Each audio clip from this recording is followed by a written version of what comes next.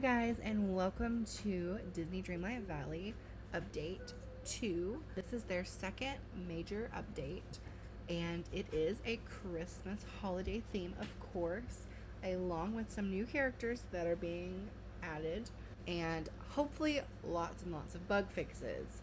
There has been frame rate issues, there has been crashing issues, all on the Nintendo Switch, so that is the main focus for this particular update. However, there should be vast improvements on all consoles, just as far as stability and optimization. So, hopefully, lots of little fixes. And without further ado, let's get into the new event. So, you can access the event, the Festive Star Path. It's time to make yourself a cup of hot cocoa, grab a cozy blanket, and join the Festive Star Path in Disney Dreamlight Valley. So, there's all kinds of fun to be had. Here are just a few of the first duties. Move night thorns, pet animal companions, mine in the plaza. And there are going to be all kinds of fun rewards, like look how cute this little dress is. There is also a new character to unlock in the castle. So let's go look at that. If you don't know, if you have not read any of the updates on this update, spoiler, it is Toy Story, and it is 7,000 Dreamlight to unlock, and I'm sure it will be well worth it.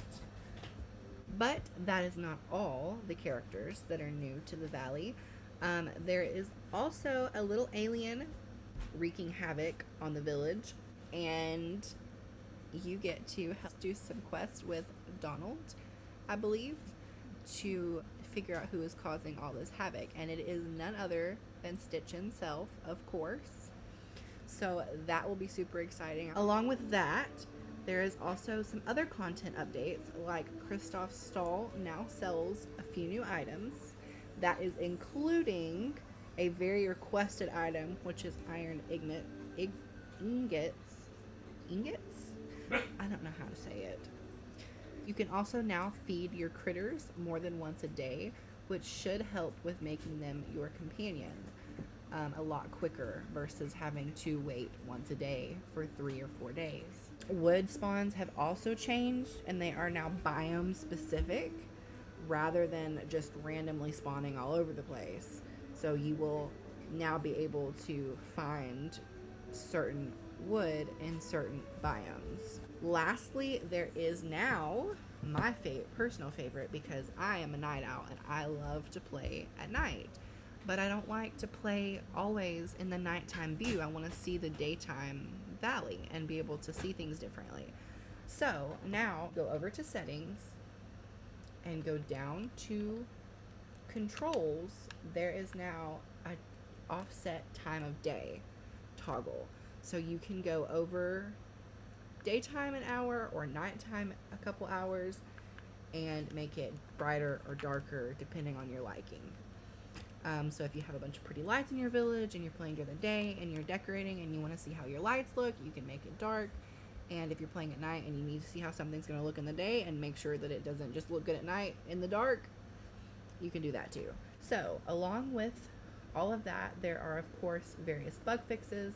Like I said earlier, I am really hoping that they fixed or at least improved the crashing problem, because decorating and hoping that your stuff is going to save before your game crashes when it starts to lag will make your heart stop when you have put in that many hours and you realize that you haven't saved in a minute and it feels like it's about to crash. Because mine typically starts lagging a bit before it just crashes out on me and I have to reload the game, and usually whatever I was working on is gone and not saved.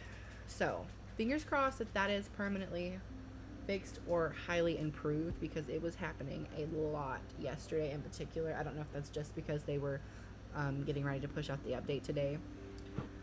Along with the optimization for the Switch, there are various bug fixes. Some of those include updated animation speed, which you should notice in cooking and crop watering. There's also an update so that when you are taking a photo, your avatar should continue to look at the camera and not look away. So you should no longer have an issue where you happen to snap a photo and she is looking off in the distance, or he, and you miss the shot. Another bug fix includes that the collection menu now updates correctly with new resources that are collected. There's also been a fix that in your inventory and over in wardrobe and then to companions, all of your companions should now show up as you feed them and get them to be friendly with you and become your companion. They should correctly now show up in your wardrobe under companions. There are obvious quests that have been fixed, and those include a deal with Ursula, Photo Fever, the Dreamlight Fountain, Part of His World, Lair Sweet Lair, and Peacemakers. So again, all of those quests should be fixed so that you can actually complete them now. A few other content updates are that they are now fully compatible with Steam Deck and verified by Steam. There is optimized game stability on all platforms, which we touched on. Updated the fireplaces. You can now manually light your fireplace. That does not include the Horn Tavern fireplace, the Cozy fireplace, the Antique fireplace, and the Celestial fireplace. But any of the rest of them can be manually lit now.